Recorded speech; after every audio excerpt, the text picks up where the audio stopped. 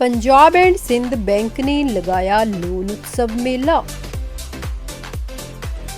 चढ़दी कला अदारे च PSB bank दा वड्डा योगदान। पटियाला विखे अज पंजाब एंड सिंध बैंक ने लोन उत्सव मेला लगाया। इस दौरान बैंक के DGM रश्मिता कुवातड़ा, चढ़दी कला के चेयरमैन सरदार जगजीत सिंह दर्दी, Satbir Singh zonal manager, Yashpal Bansal chief manager, Satpal Singh senior manager समेत होर अधिकारी भी शामिल हुए। इस दौरान वड्डी गिनती विच बैंक के ग्राहक भी हाजिर रहे। इस दौरान लोन बारे विशेष जानकारी सांझी की गई। जानकारी दिंदियां DGM रश्मिता कुवातड़ा ने दस्सिया कि बैंक वल्लों समय-समय ते अजिहे लोन मेले लगाए जांदे ने। उन्होंने कहा कि बैंक वालों होम लोन 6.50%, वाहन लोन 6.80% ਅਤੇ गोल्ड लोन 7% ਦੀ ਦਰ ਨਾਲ ਦਿੱਤਾ ਜਾ ਰਿਹਾ ਹੈ। लोन ਲੈਣ ਦੀ प्रक्रिया नाल ही बहुत ही ज्यादा सरल है। मैं हमारे बैंक की हिस्ट्री के बारे में ज़्यादा बोलना नहीं चाहूँगी because already Satbir Singh ji has told lots about our bank and जो लोग पंजाब एंड सिंध बैंक के साथ ऑलरेडी जुड़े हुए हैं उन लोगों को पंजाब सिंध बैंक का कल्चर, रिच हेरिटेज के बारे में सब कुछ पता है। And this bank was founded due only for the reason of upliftment of the poor. जिस बैंक का बेस ही ये है कि गरीबों का उत्थान के लिए बैंक बना हुआ है, तो दैट मीन्स कि बैंक अपने ग्राउंड रूट लेवल से ही चल रहा है। But as far as today's program is concerned, this is about credit outreach program, and all the public sector banks have been asked to reach out to their customers. इस मौके सरदार जगजीत सिंह दर्दी ने कहा कि जदों भी लोन लैना तां सानू लोन वापस समय सिर कर देना चाहिए। उन्होंने अपने अदारे दियां पंजाब एंड सिंध बैंक नाल गूढ़े रिश्तियां दियां गल्लां बातां भी सांझियां कीतियां ते दस्सिया कि चढ़दी कला अदारे दी प्रफुल्लता विच PSB बैंक दा वड्डा योगदान है। पंजाब एंड सिंध बैंक दे कस्टमर हन, पंजाब एंड सिंध बैंक नाल जुड़े हुए हन। अश्मिता मैडम जी ने बहुत प्रभावशाली शब्दों में बैंक बारे और बैंकिंग इंडस्ट्री में जो चैलेंज है जिस करके इस बैंक ने एक क्रेडिट आउटरीच प्रोग्राम शुरू किया तो सारे अपने हाई अफस नूं हैड ऑफिस तो फील्ड में भेजा। इस तो बहुत कुछ सानू पता लगता है कि अज क्रेडिट आउटरीच की कितनी लोड़ है तो कितनी इंपॉर्टेंस है। मैं 1968 गुरुद्वारा बगला साहब दिल्ली में एक गुरबत ट्रेनिंग कैंप लग्या सी 68 उदों मैं थापर इंजीनियरिंग कॉलेज पढ़ता सी ते उस गुरबत ट्रेनिंग कैंप मैं फस्ट आया सी बेस्ट ट्रेनिंग तो पंजाब एंड सिंध बैंक के चेयरमैन डॉक्टर इंद्रजीत सिंह जी ने सानू ऑनर किया से इनाम दिते सन। तो इनाम देने तो बाद मैनू अपनी कार बिठा के H ब्लॉक कनॉट प्लेस नवी दिल्ली जो उन्होंने हैड ऑफिस से उत्थे लैके गए। उदों बैंक दियां 13 ब्रांचेस सन, ओनली 13 ब्रांचेस। तो उन्होंने मैनू बैंक में अपॉइंटमेंट लैटर दिता कि तू फस्ट आया कैंप तैनूं असीं बैंक दे विच जॉब दिंदे हाँ। तो मैं फादर साहब नूं दस्सिया, वो कहण लगे असीं तैनूं क्लर्क नहीं बनाना, असीं नौकरी नहीं करनी। लेकिन 69 विच असीं चढ़दी कला अखबार गुरु नानक देव जी महाराज के 500 साला गुरपुरब उत्ते शुरू किया सी। तो उस अखबार करके चेयरमैन साहब नाल मेरा रेगूलर मेल मिलाप होंदा रहा और मैं रेगूलर दिल्ली हैड ऑफिस से जाता सी।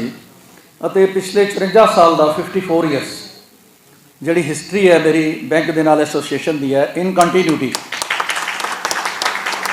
उदों ही मेरा अकाउंट खुलिया सी H ब्लॉक में, अज भी हैगा, क्योंकि चढ़दी कला अखबार एको ही पंजाबी का अखबार है जो पटियाला तो, दिल्ली तो, करनाल तो रेगूलर डेली पब्लिश होता है। तो मैं जो अखबार शुरू किया तो अखबार दे विच क्योंकि चेयरमैन साहब का प्रोग्राम से कि बैंक को एक्सपेंड करना है।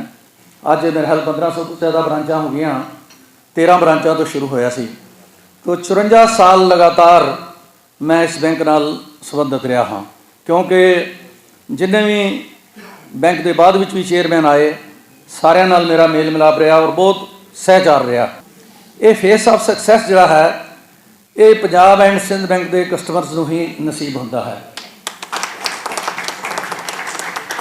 क्योंकि बैंक का जो अपने कस्टमर्स के नाल अपड़त है, पर्सनल कंटैक्ट है, निजी रिलेशन है, ਅਤੇ ਆਪਣੇ ਆਪ ਨੂੰ ਆਪਣੇ ਕਸਟਮਰਸ ਦੇ ਦੁੱਖ ਦਰਦ ਨੂੰ ਸਮਝਣ ਦੀ ਸੋਝੀ ਹੈ, ਉਸੇ ਕਰਕੇ ਅੱਜ ਇਹ ਬੈਂਕ ਉਚਾਈਆਂ ਸਹੂਲਤਾਵਾਂ ਦੀਆਂ ਬੁਲੰਦੀਆਂ ਨੂੰ ਛੋਹ ਰਿਹਾ ਹੈ। ਸੇਵਾ ਉੱਤੇ ਲਗਾ ਦਿੱਤਾ। 10 ਐਜੂਕੇਸ਼ਨਲ ਇੰਸਟੀਟਿਊਸ਼ਨ ਬਣਾਏ। India gate Delhi Guru Harkrishan public school ਮੇਰੇ ਗ੍ਰੈਂਡਫਾਦਰ ਨੇ ਬਣਾਇਆ। ਪਟਿਆਲੇ ਵਿੱਚ ਜਿੰਨੇ ਤੁਸੀਂ ਗੁਰੂ ਹਰਕ੍ਰਿਸ਼ਨ ਪਬਲਿਕ ਸਕੂਲ ਅਤੇ ਕਾਲਜ ਦੇਖਦੇ ਹੋ, ਇਹ ਸਾਡੇ ਚੜ੍ਹਦੀ ਕਲਾ ਅਦਾਰੇ ਨੇ ਬਣਾਏ, ਲੇਕਿਨ ਬੈਂਕ ਦੀ ਸਪੋਰਟ ਨਾਲ ਬਣਾਏ। ਬੈਂਕ ਨੇ ਮੈਨੂੰ ਕਦੇ ਵੀ ਨਾ ਨਹੀਂ ਕੀਤੀ।